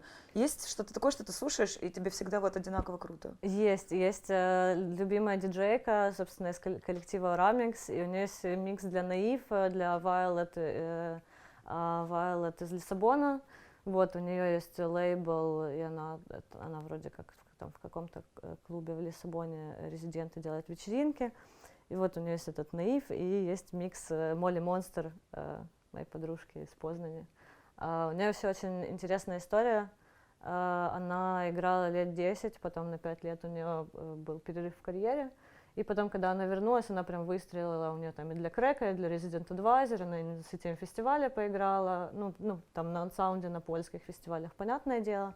Ну вот, короче, все у нее хорошо. Ну, этот микс ты слушаешь? Этот микс я просто обожаю, он мне поднимает настроение просто вот так вот. А что там? Там хаус, электро, много старых вещей, потому что Молли, она собирает, она часто ездила в Штаты, и она говорит, у меня такой принцип, я покупаю старые пластинки, которые не стоят больше $2. Но типа, поскольку она там исколесила по Штатам, то она нормально насобирала коллекцию за несколько лет. Вот, как, типа, старый такой прихаусованный транс. В общем, очень веселая музыка. Саша, ну расскажи нам про какие-нибудь свои вредные привычки, guilty pleasures, и кроме сладкого, мы уже об этом Чипсики. знаем. Чипсики с сыром. Вредные привычки, ну, я курю. Я курю лет 16, наверное. И стабильно не было такого, что ты там, типа, перестала Я на курить? год перестала курить, но, типа, потом начала опять, и это как-то не заканчивается. Все мои попытки бросить, они как-то неудачные. Музыка — это тоже, можно сказать, вредная привычка. Слишком увлекательная? Слишком увлекательная. Ты там, не знаю, подсаживаешься, скажем, на иглу внимания, когда ты играешь сеты, например, или лайвы, или что угодно, когда публика на тебя реагирует, и это, скорее всего, влияет как-то на стилистику, как мне кажется. Давай тут поподробнее. На стилистику, каким образом, как это связано? В плане, что ты видишь, на что кто-то реагирует, и на что публика реагирует больше или меньше, и в зависимости от этого ты тоже строишь свой сет. Я вот сейчас пока что для себя не разобралась, насколько это правильно или неправильно. А ты думаешь, есть вообще такое понятие, правильно или неправильно? Ну, типа для самой себя. Ну, типа, там, что правильно для кого-то, это меня не особо должно волновать. То есть у тебя еще процесс такой навигации, отстраивания компаса? Ну вот у тебя, когда я играла на стриме, на последнем, э, это было немножко какое-то чуть-чуть отхождение тоже от основной программы. Там было меньше электро и больше всякого странного поломанного музла. Обычно в сетах я играю все-таки больше электро, но не знаю, это какой-то вызов себе. Хочется пробовать новые вещи. Я согласна, Они же тебе да. все равно нравятся, типа в смысле, они же все равно танцевальные. Ну да, я согласна. Давай поговорим Они о же твоем- все равно написаны на 808 или 909. Мне нравится, как ты наряжаешься на свое выступление. Ну, правда, даже, настолько неожиданно.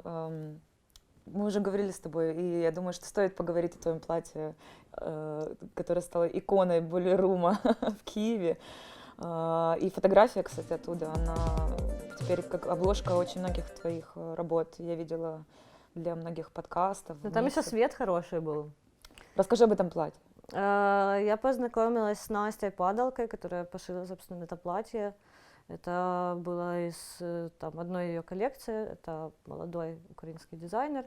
Я познакомилась с ней на Гамселет, на том фестивале, на который меня первый раз пригласили в Украину. И мы с ней переписывались, начали общаться, и как-то вот там, пару раз вместе выпивали, скажем. Ну и вот мне пришла такая идея, что может, чтобы поддержать тоже какую-то вообще другую индустрию, то может стоит его одеть. Вот. Ну и вообще как бы бойлер, это же не только про Украину, а это про вообще типа представить Украину на мировой арене, так почему бы не представить еще и как бы фэшн-индустрию сюда. Ну, ты вообще любишь экспериментировать. Мне, кстати, очень понравилось, как ты на нечто во Львове выступала в платке. Тебе так идет? Это мой любимый платок. У меня был Обалденный. еще второй, но я его потеряла тоже в каких-то переездах, выступлениях и все такое. Про платье еще и вообще про Boiler Room. Это, наверное, какая-то тоже традиция академконцертов в музыкальной школе, потому что это всегда был академконцерт, значит, праздник тебе и остальным, нужно наряжаться, нужно, значит, выглядеть красиво и аккуратненько. У меня есть даже на Инстаграме где-то фотка, там, где я стою у рояля в платьечке. Да. Вот, так что, да, это какая-то традиция с детства, чтобы на концерты, именно на лайвы наряжаться. Но ты не всегда так делаешь, конечно. Не всегда, иногда мне впадло. Справедливо. Какая твоя философия, вообще принципы? Что важно? Вот что есть опорой вот вообще вот такими принципами, которые вот не сдвинешь вообще в твоей жизни? Ой, очень просто. Внутреннее ощущение качества. Именно качество? А что, как это понимать? Ну вот, ты понимаешь, что вот сегодня ты сыграл типа так себе. И, это же влияет на качество. Это как бы есть хорошо подготовился, плохо подготовился. Вот если твое внутреннее ощущение качества, какая-то, не знаю, какой-то внутренний градусник, он на каком-то определенном, типа, satisfied уровне, тогда все ок. Ну, это касается Хорошо. музыки, а в жизни? Вот как человек. Так, это, наверное, переносится тоже в какие-то тоже там бытовые отношенческие ситуации в стиле качество. Это для меня равно также глубина, и я ее стараюсь, даже не стараюсь. Так получается просто, что мне легко найти общий язык с людьми. И типа мне не интересен small talk. Мне интересен там true talk. Ой, спасибо. Это был комплимент, залетел сейчас только что. Вот. И как бы если это что-то поверхностное, это, возможно, не совсем то, чего я ищу. Какая твоя сильная сторона, как музыканта, как человека?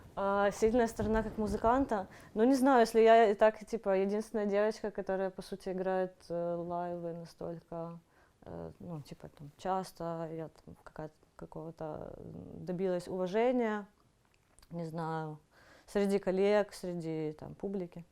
Я боюсь, что мне станет скучно. Это же скучно быть как бы на каком-то месте одном, когда у тебя нет конкуренции, поэтому я очень хочу, чтобы сцена развивалась, воспитывать конкуренцию. Как бы вообще сцена себе отдает отчет, что она воспитывает в себе конкуренцию. А потом я подумала, что как бы, ну и заебись, больше разнообразия. Короче, разнообразие — это то, что тебе постоянно необходимо. Ну, Иначе становится скучно. я согласна. Если бы ты описывала свою жизнь как город, то какой бы город это был? Мне кажется, что я еще в таком не была. Нормальный ответ, да. Подходит. Я просто была только в Европе, я не покидала никогда континент, поэтому А куда бы ты хотела поехать? я бы хотела в Азию, я бы очень хотела выступить где-нибудь в Сеуле. Это прям вот one of the dream. Чем-то он тебя зовет. Да, чем-то зовет. Что хорошего случилось в твоей жизни последний день вчера? Вчера, боже, я приехала домой, сходила в душ после Одессы. Ну, счастливая. Да, определенно. Вот позавчера я была у моря и поела там креветок, это тоже было очень большое счастье. Какой бы ты хотела опыт получить в будущем? Чего тебе на данный момент не хватает? К чему ты стремишься? Боже, хочу, чтобы ковид закончился и кататься. То есть тебе хочется какого-то угарного гастрольного графика? Мне хочется угарного гастрольного графика, чтобы изучить побольше мест и площадок. Вот ты сегодня задала вопрос по поводу, там, как играется на такой площадке. Я вспомнила, что я забыла ответить. Я когда играю лайвы, я очень вообще заморачиваюсь на саундчеке, и как бы для меня одно из основных вещей — это отстройка материала под помещение, потому что когда у тебя там большое помещение, или бетонные стены, или там условный потный подвал, оно все звучит по-разному, неважно, как ты отстроил, насколько идеально ты отстроил его дома, там все равно есть какие-то особенности архитектурные, особенности там, девайсов на площадке, там войды звучат вот так, Martin Audio звучит вот так, Function One звучит по-другому. Там JBL какой-нибудь вообще звучит, как слава богу, что есть. Вот, извините, JBL, ну, так уж получилось. Не сложилось у тебя с ними? Ну. Да, с Function One тоже иногда не складывалось. Но не суть.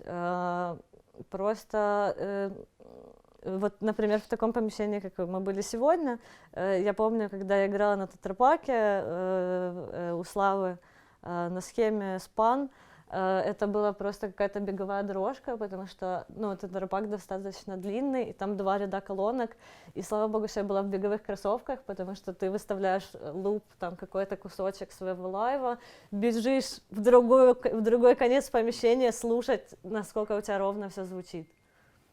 То есть, ну да. И сколько ты набегала? Слушай, ну вообще за ночь достаточно много, потому что я ушла почти в конце вечеринки. Как бы сколько я набегала за саундчек, ну, наверное, раз 20 я пробежалась туда и обратно, чтобы как бы все послушать и все отстроить. А тем временем мы переходим к нашей любимой рубрике. И это фотографии. У них немного, но они прикольные. Ты знаешь, я пока рыскала, там что-то искала. У меня даже есть такая, одни из самых ранних. Например, скажи мне, пожалуйста, я уже начала сомневаться, что, может быть, это даже не ты. Не, это я. Слава богу. И что? Это я. Эту фотографию... Ты тут очень слабо на себя похожа, но я рада, что это ты. Эту фотографию сделал мой товарищ Артем Соль. Это, короче, мы просто шли по Подолу, прогуливались, и я увидела ковер, и я спросила, можешь ли ты сфоткать меня на фоне ковра. Вот, если что, это не косяк у меня в руках. Да, это самокрутка. Это самокрутка, да. А Артем Соль, он мне показал синий электрайб. У него был синий электрайб, и он мне показал его первый. Наушники смешные еще. Наушники — это наушники, в которых я записывала первый альбом. Это наушники с звукоизоляцией. Короче, они были в сете для барабанных микрофонов, которые мы покупали в студию с группой еще. Да, мне лет 17. 17? Да. Ну, выглядишь тут... Я даже не знаю, вот сложно сказать, смотришь на эту фотографию, непонятно. Ну, потому что, ну, я в очках, поэтому... Это, наверное, окончание твоей школы? Где-то так? Мне это 2018 год, это, да, я действительно здесь молодо выгляжу. Эту фотографию сделала моя подружка Магда во Вроцлаве. Я приехала играть, по-моему, вот, и мы с ней гуляли целый вечер. Магда очень крутая, она ведет свое шоу на радио, радио Луз называется, во Вроцлаве. Называется «Польское злото», то есть «Польское золото». Мгм.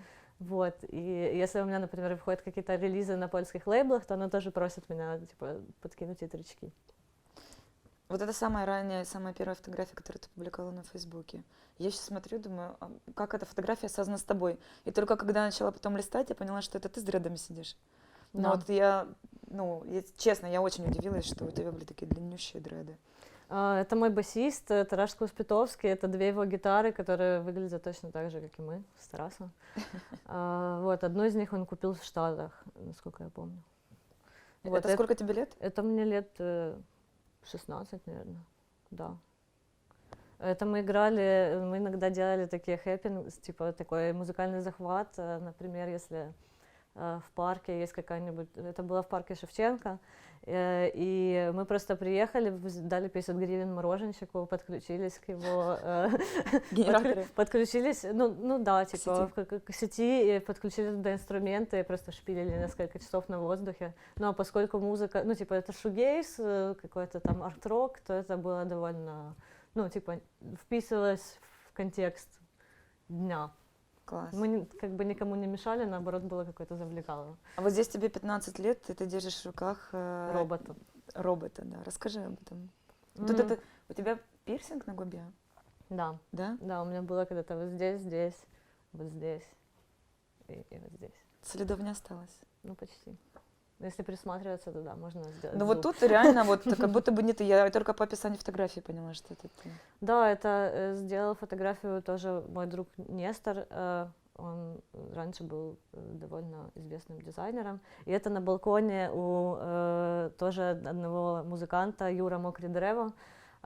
Юра Мокрі Дерево тоже показал мне очень много аппаратуры в свое время. Ну, типа грувбоксы, драм-машинки. Вот. И Юра тоже на меня музыкально повлиял, потому что он мне показал и познакомился с украинскими EDM-щиками. Я, кстати, заметила, что на этой фотографии у тебя ногти накрашены. Чего ты не делаешь уже очень много лет. Да. Но это был как раз какой-то такой период после музыкальной школы, что можно было попротестовать. Ну вот тут тоже какая-то старая фотография, тоже ты с дредами уже с темными. Да, это синтезатор Yamaha. Вот. И это тоже какой-то наш концерт с группой. Тут мне тоже лет 17, наверное. Расскажи Или немножко про 18. группу. Мы как-то говорим группа, была группа, я там участвовала в группе, но вот о группе мы так и ничего не рассказали, собственно. Ну, осталось одно видео на YouTube, Summer God Teachings, вот, и там такое видео минут на 7, наверное, с одним нашим тречком, потому что когда я уехала, мы распались, причем как бы я не знала, что меня выгнали из группы, пока я не приехала обратно в Украину. Мне сказал наш гитарист, что вот я на тебя обиделся, ты нас бросила, все, ты больше с нами не играешь. Выгнали. Да, выгнали, просто было очень больно, обидно, потому что это как бы 4 года, 3 раза в неделю, ты стабильно, дождь, снег, цунами, все равно ты идешь на репетицию, типа это, ну вот, была обязательная программа, что бы ни случилось, в каком бы состоянии ты ни находился, вот. И вот так мы как-то некрасиво расстались. И поскольку SoundCloud был у меня, то я, ну раз вы такие, то я сейчас все удалю. Вот что вот это за фотография? Вот это вот, Вот это тоже Нестора фотография, это бы сделано у меня под домом, вот. я сидела тоже думала, ты не ты. Очень у тебя фотографии такие, на тебя не похожие. Да, я очень люблю эту фотку. Ну, то есть, как бы, я здесь выгляжу очень странно, но, типа, как сама фотография, она классная, я люблю. И я думаю, это какая-то театральная постановка, думаю, может, ты в театре играла. Вот, ну я, короче, ходила на таком, вот, на таком стильке, без усов, конечно же.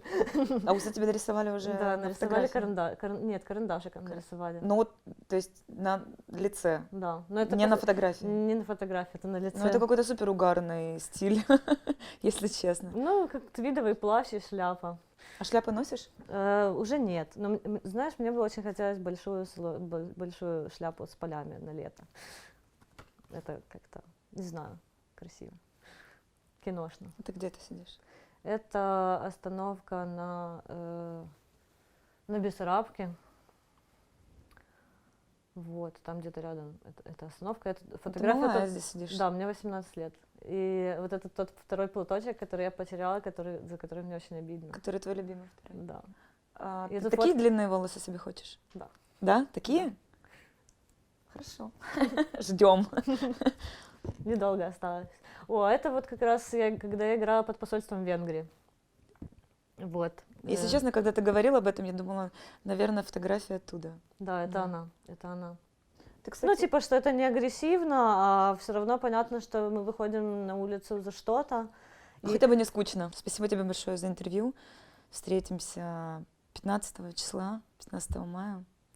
Да, я очень жду. Да, я тоже. Вас я тоже всех очень жду. И вообще не опаздывайте, потому что я там вторая игра. Да, это буквально будет, судя по выпуску, это буквально будет через несколько дней на этой же неделе. Так что до встречи, ребята. Ну, я надеюсь, что вы уже все давно разгадали, что за пластинку я там закидывала, какие там подсказки мы делали. Спасибо в очередной раз Ballantyne за поддержку и за помощь, и вообще за full support во всем. То, что мы делаем, и вообще за активную позицию на украинской сцене и спонсорство. И да, лайкайте, дизлайкайте, комментируйте, шерьте, хейтите. Я за любой кипиш, и мы увидимся с вами через неделю во время просмотра последнего выпуска 5-го, 2-го сезона True Talk. Так что до встречи.